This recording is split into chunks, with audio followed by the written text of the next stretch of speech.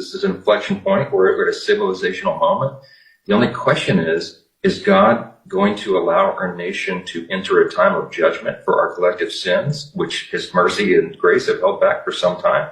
Or is he going to give us one more chance to restore the foundations and return to him? This is going to be a shaking that might help to answer that question. And so what we need right now, what collectively as a nation, we need to turn to him. We need a revival, obviously, which is what everybody on this call commits to and prays for all the time, I know.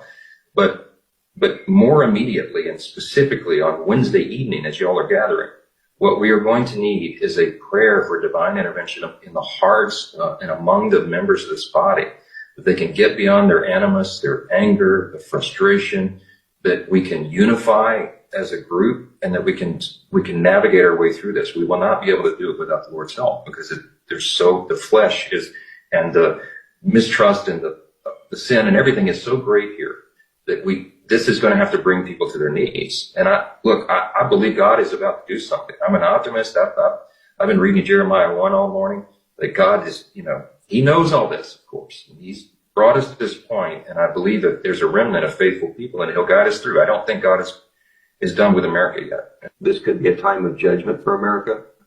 Well, I mean, I don't, I'd say I'd preach to the choir on this Zoom call, or maybe the honored choir. You all know the terrible state that we're in.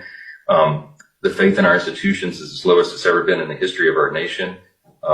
The culture is so dark and depraved that it almost seems irredeemable at this point. The church attendance in America dropped below 50% for the first time in our history since they began to measure the data 60 years ago. And the number of people who do not believe in absolute truth is now above the majority for the first time. So 1 in 3 teen girls contemplated suicide last year. 1 in 4 high school students identifies as something other than straight.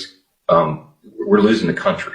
But at the same time, this is not unprecedented. There's nothing new under the sun. And there have been great civilizations and societies in the past that God has worked through and saved and redeemed when all hope was lost. And there's even been epochs in American history where things were so terrible that we thought that might be the end.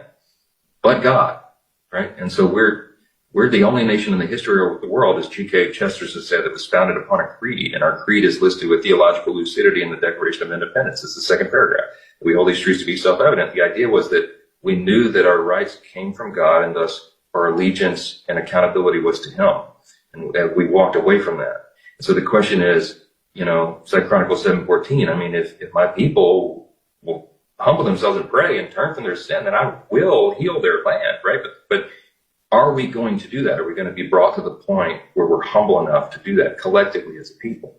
And then how large is the remnant that he needs to? Is it 10 righteous men in Sodom, as you were texting the other day? I mean, is there a remnant that God would say, okay, I'll redeem the land?